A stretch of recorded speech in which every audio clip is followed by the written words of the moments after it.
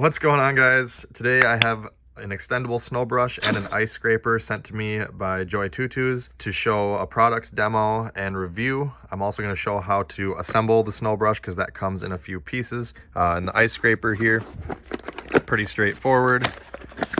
It's just the scraper itself, and it does come with an instruction booklet there. The extendable snow brush. This particular one came with a set of gloves.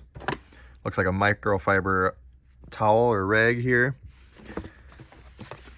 A little case to put the snow brush in if you want, and then also instruction manual. And then here's all the pieces that we're going to have to assemble. Does look like it comes with a spare blade, which is nice. Okay, so the first thing I'm going to do is take the brush end here. I'm going to push in on the blue knob there and just rotate that and let it click in so it's straight. Then we're going to take this piece here. You have two that look kind of similar. You don't want to get them mixed up. You've got this one here that's blue on one end and black on the other. Piece B, we don't use that yet. This is the piece we want. It's blue on both ends, and the one end has the extendable lever. That's the end. We're going to click into the head here. Just like that. This piece should snap up through the oval cutout and it should lock into place. And then now that's your extending telescoping portion. So we can continue on now with piece B. It's going to go on just like the other piece. We're just going to slip it in, and this piece should just kind of click into place. There we go. And lastly, we can slide on our ice scraper end. Ta-da! So they advertise this as a 5-in-1 snow brush that's 21 to 47 inch length. Now, of course, this right here is far bigger than 21, but you can detach it right here in the center. So I'm guessing this is where they're getting their 21.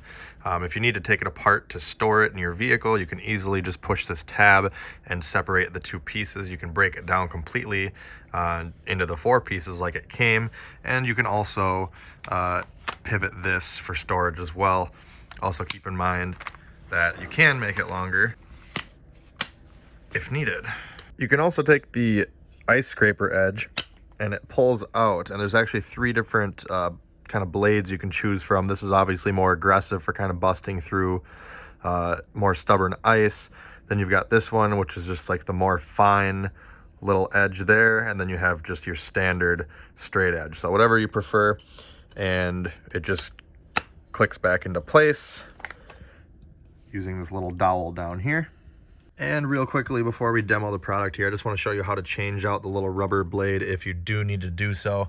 On each side, you'll see on the metal piece, there's a little cutout where there's a blue, and well, this is a blue brush. It could be black, but there's a little colored circle there. That's a little tab that kind of holds the end on. So what we need to do, and I recommend you bring the brush inside and let it warm up for this. You don't want to be doing this when the plastic is cold, because it'll be brittle and you don't want to snap it. So what you'll need to do is use your fingernail or a flathead screwdriver and just come right under here in the middle piece and just kind of get underneath it like so. And what that's going to do is pull that little round piece out of the metal there. And what you should be able to do once it's pried back like that is shove this off. And what that's going to let you do is pull your old blade out. As you can see, it's got kind of a rounded part on the one end, and that's going to slide into the corresponding channel. So you can take your new blade, slide it in all the way, and so you'll just put the end cap right back on. You may need to push on this centering tab to get it started. I'm going to push it towards me right now. There we go, and then it should click back into place. Check the other side to make sure the little tab is in there, and we're ready to roll. The ice scraper itself is pretty straightforward. They say that the little front teeth here are like the main part for breaking ice and supposed to be able to bear a lot of high pressure. And then on each corner here and here are what they call their wiper blade notches. pretend this is your wiper blade. You run it through like this to kind of scrape off any ice that's caked on your wiper blades. And then you have a 4 centimeter blade on each side. As you can see right here, it starts here, ends here. It's kind of a raised edge. You have one there and you have one there. So when you're running this across the windshield, you can kind of tilt it one way or another.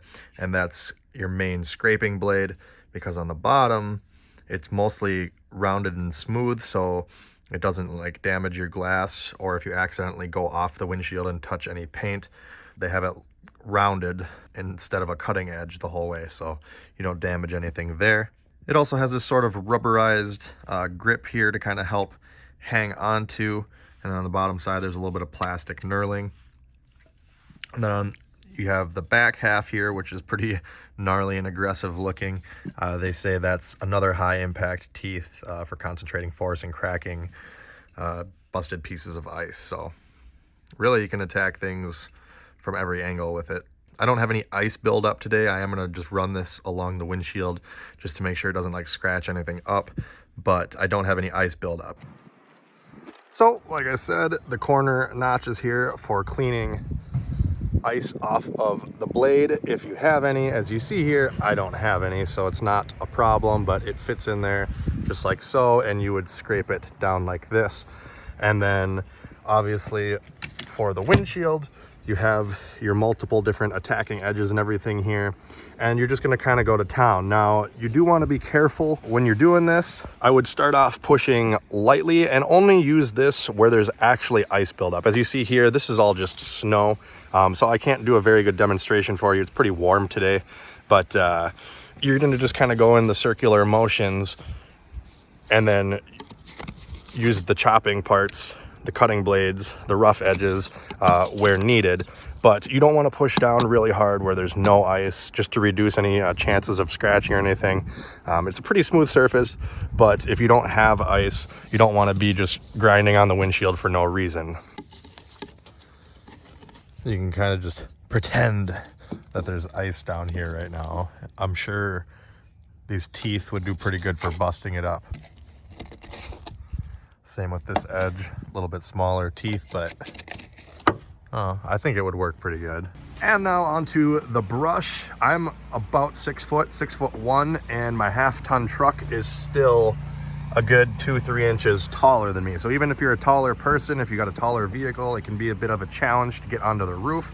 Of course, with such a long extended brush, that makes it way easier. You can go to about the halfway point, pull it all down, and then go do the same from the other side. And you don't have to worry about jumping up and down or scratching up your paint trying to get too close to it so you can get to the center. Also works really well for tonneau covers. And then when you don't need it so long, you can collapse it or take it apart. Take it apart, and now you have a little bit more manageable brush for if you don't need such a long one. Try the brush and the squeegee here. Both seem to be working as I would expect them to. I try not to use the brush portion on paint just because the bristles can scratch and put micro scratches in the clear coat. I like to use just the rubber edge on paint. Also, don't forget, you can angle this if you want. And as I mentioned earlier, we've got the other end that has the 3 selectable blade edges. They also say it's made out of a tough, durable ABS plastic, so it should hold up fairly well in the cold and not have to worry about it breaking, as long as you're being reasonable with it. And it's pretty lightweight given its size and features. I think they say it comes in at like 1 kilogram, maybe even less. So that is about all I have for you on these 2 items. As I will put the product links down in the video description as well if you wish to purchase them online. I hope this video was informative for you. If it helped you out, make sure you hit that like button, subscribe for more videos like this. Also check me out on Facebook at Tony the Truck Guy. Thanks for watching. Have a great day.